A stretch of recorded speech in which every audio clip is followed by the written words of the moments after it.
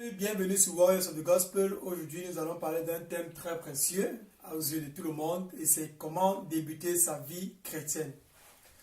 Et sur cela, on va devoir regarder les différentes façons, quelles sont les choses que nous allons devoir faire pour pouvoir quitter du monde, pour pouvoir s'attacher directement à Jésus-Christ, pour pouvoir se relâcher du monde. Quels sont les conseils dont on a besoin, quels sont les atouts qu'on a besoin d'utiliser et quelles sont toutes ces choses-là on aurait besoin de mettre en place pour pouvoir conformer notre vie uniquement à la parole de Dieu, à ce que la parole de Dieu dit dans ses Écritures.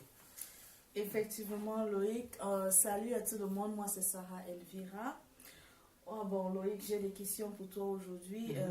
Tu as parlé tout à l'heure comment débuter sa vie chrétienne, comment sortir du monde pour donner sa vie entièrement à Jésus-Christ. Et pour cela, ce n'est pas du tout facile. Il faut, on va dire, comment, des étapes pour le faire. Et selon toi, quelles sont les étapes? Mais pour ne pas parler de tout, grosso modo, quelle est la première étape à faire?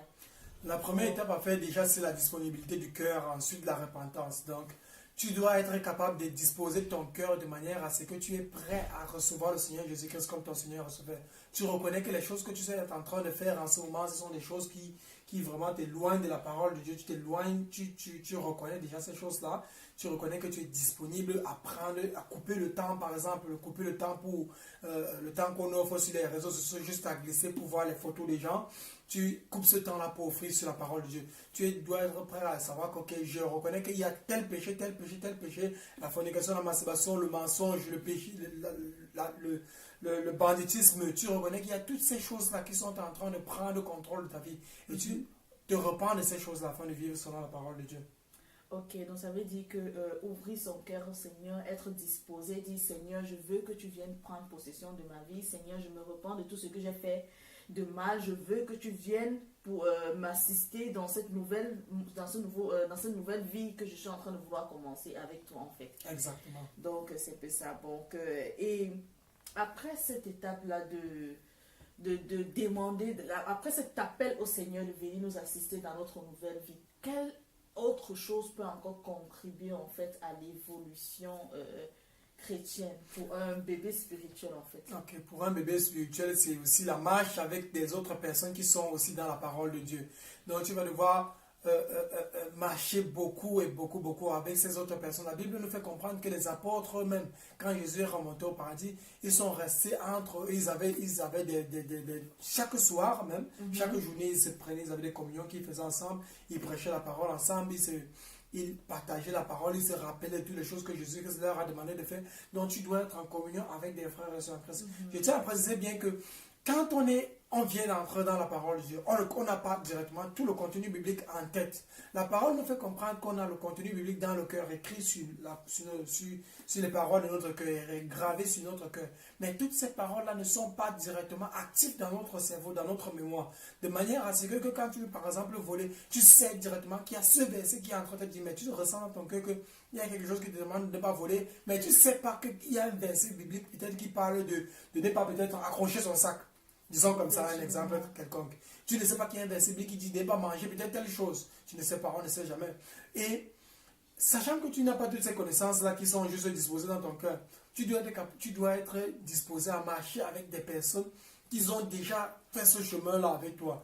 Être disposé à écouter ce qu'ils vont te dire, parce qu'il y a des personnes qui ne sont pas du tout disposées. Ils savent que ce qu'ils font est déjà correct. Peu importe ce qu'on va dire, ils ont déjà raison. Il y a des gens comme ça. Effectivement, donc le deuxième point consiste ici à se séparer des personnes qui ne nous permettra pas vraiment d'évoluer spirituellement, qui ne partagera pas en fait notre point de vue. Ça, c'est le deuxième point. Et de deux aussi, il y a aussi une autre petite étape dans le deuxième point. C'est aussi se déconnecter de certaines choses qu'on faisait avant, peut-être les réseaux sociaux. Si on suivait peut-être les films... des films peut-être bizarres ou bien on était connecté, on suivait peut-être certains youtubeurs qui ne nous permettaient pas ou bien qui nous enseignaient pas la parole de Dieu, on les laisse de côté et on essaye de se connecter plus avec des vidéos qui parlent de la parole de Dieu, avec des pages sur Facebook qui parlent de la parole de Dieu pour nous permettre aussi d'évoluer spirituellement. Donc pour couper court, mettre de côté tout ce qui ne nous permettra pas de mener notre vie spirituellement normale en fait. Exactement. La Bible dit que la foi vient par ce qu'on entend et ce qu'on entend c'est la parole de Dieu. Ça veut dire que si tu entends beaucoup de la parole de Dieu, si tu passes ton temps à écouter plus la parole de Dieu dans tout ce que tu fais, il y a toujours quelque chose qui a à voir avec la parole de Dieu. Ta foi va venir et va grandir de plus en plus. Mais le problème maintenant, c'est le problème actuellement qu'on a, c'est le problème de le message qui est passé. Il y a des moments où tu peux partir s'asseoir dans certaines communautés, tu t'assois là, tu écoutes le message qui est un prêtre ou un pasteur ou un prédicateur qui est en train de passer le message.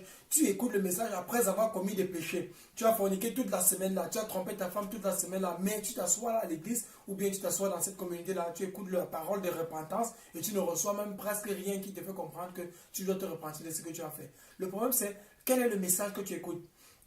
Le message que tu écoutes doit vraiment être basé sur la parole vraiment écrite. Et pour savoir que cela vient sur la parole et vraiment sur la parole de Dieu, c'est la connaissance de la parole qui est le prochain point dans lequel nous voulons prendre. Oui, effectivement, le prochain point c'est la connaissance de la parole de Dieu. Ça veut dire lire la Bible chaque jour. Donc, est-ce que tu peux en parler? La parole de Dieu nous fait comprendre déjà, comme j'ai parlé dans Ézéchiel, dans Jérémie chapitre 31, verset 31 à 33, il nous fait comprendre que Dieu disait qu'il va créer une nouvelle génération, il va créer une nouvelle alliance où toutes ces personnes dans l'alliance auront la Bible, auront le contenu biblique, non plus écrit sur les lois comme cela dans Moïse. Dans le temps de Moïse, il était descendu de la montagne avec des 2 plaquettes où il y avait les 10 commandements, c'était la loi de Dieu. La parole, le moment là, la loi était écrite sur la pierre. Et la loi était écrite sur la pierre. Et les gens, pour avoir accès à cette loi-là, ils avaient besoin de partir encore regarder, ok, on part regarder la pierre là, on lit encore, ok, premier commandement, tu ne vas pas, deuxième commandement, et ils partent maintenant, ils conforment leur vie. Mais maintenant, Dieu a fait toute chose nouvelle. Il a fait en sorte qu'il a remis la parole à l'intérieur de notre cœur. Et le Seigneur a donné l'accès de manière à ce qu'on puisse avoir la parole de Dieu, même sur les téléphones portables, même sur les tablettes, même sur les ordinateurs, sur le net, sur Facebook, YouTube, n'importe où tu peux avoir la parole de Dieu. Et il faut vraiment savoir quelle est cette parole que tu es censé écouter. Et le message que tu écoutes, sachant que la foi vient par ce qu'on écoute, quel est le message que tu écoutes de temps en temps? Beaucoup de faux prédicateurs sont là dehors. Ils prêchent des messages qui n'ont rien à voir avec le contenu biblique. L'enfer n'existe pas. Tout le monde qui pêche contre Dieu ne va jamais avoir rien de mauvais qui va se passer. Et ainsi de suite, et ainsi de suite. La première des choses à savoir, c'est, même si il faut écouter un message, comment est-ce que tu parviens à savoir que ce message-ci est faux et l'autre message, ce n'est pas vrai? Pour savoir et pour connaître vraiment, discerner l'original du faux, il faut déjà avoir l'original. Et pour avoir l'original, c'est la parole de Dieu. Tu lis la Bible et là, quand tu vas avoir le contenu biblique dans la tête, tu vas devoir savoir que, ok, ce dont le message que la personne est en train de prêcher ne peut pas venir par exemple de Jésus. C'est le diable qui anime cette personne. C'est simplement parce que le message dont il prêche est contraire à pratiquement plus de 30 versets bibliques. Et le message dont il prêche, qu'il est censé prêcher, doit être comme ceci, parce que tu remarques que les versets bibliques, beaucoup de personnes vont souvent dire que la parole de Dieu est sujet d'interprétation quelconque, mais la Bible elle-même nous fait comprendre qu'il y a une seule forme d'interprétation de la Bible. Ce n'est pas une seule, on a dit la Bible, ça ne veut pas dire que, ok, comme par exemple, certaines personnes, j'ai vu par exemple certaines personnes dire que Dieu est amour. Ça veut dire que lui, en étant homosexuel, il peut continuer dans l'homosexualité parce que Dieu a dit qu'il est amour, il aime tout le monde, comme il a dit qu'il aimait Jésus-Christ. Ça, c'est un faux message, simplement parce qu'il y a d'autres versets bibliques qui sont contraires à la parole, qui dit que les homosexuels, qui dit clairement que les homosexuels auront leur part dans les tanges de feu. Donc, c'est contradictoire à ces gens de personnes-là. Ils ont besoin de prendre des messages pour prêcher uniquement sur le fait que Dieu est amour et continuer dans leur péché. Donc, pour tous les nouveaux venus dans la foi chrétienne, les choses à faire sont très simples. Il faut vraiment être sûr de se relâcher. Sois-en sûr que tu t'es relâché. Assure-toi que tu te relâches de toutes choses. Tout ce qui est en train de t'attacher. Si c'est l'argent, si c'est le sexe, si c'est le monde qui est en train d'attirer, si c'est n'importe quoi d'autre. Relâche-toi de ces choses et concentre-toi sur la parole de Dieu. Certes, il y aurait des tribulations. La parole nous fait comprendre que c'est à cause du nom de Jésus-Christ que nous sommes mis à mort chaque jour. C'est à cause du nom de Jésus-Christ que nous sommes regardés comme des brebis destinées à la boucherie. C'est à cause du nom de Jésus-Christ que nous serons torturés jour et nuit sans repos. C'est à cause du nom de Jésus-Christ que nous serons mal regardés par les hommes. Le point c'est ceci. Est-ce que tu veux vraiment passer la vie éternelle avec Jésus-Christ, mais est-ce que tu veux passer la vie éternelle loin de Jésus-Christ? Sachant que quand tu serais loin de Jésus-Christ, tous les attributs, tout ce qui appartient à Jésus-Christ serait retiré de cet endroit-là. C'est-à-dire l'amour, la joie, la paix, la compassion, le pardon. Est-ce que tu veux rester dans un endroit où il n'y aurait même pas de l'amour, où le prochain ne peut pas aimer son prochain? Ça veut dire que si on enlève déjà simplement l'amour même, c'est directement de la guerre qui est à avoir. Est-ce que tu veux rester dans un endroit où il n'y a pas de pardon, il n'y a pas d'espoir, l'espoir de savoir que quelque chose de positif pourrait arriver? Si oui, ok, il n'y a pas de plan. La parole nous fait comprendre que Dieu a mis devant nous la vie et la mort, mais lui-même il nous conseille la vie. C'est un examen où Dieu nous donne un examen et il nous donne la réponse. Il dit, je vous conseille de prendre le chemin dont je suis en train de prendre. Non, je vous demande.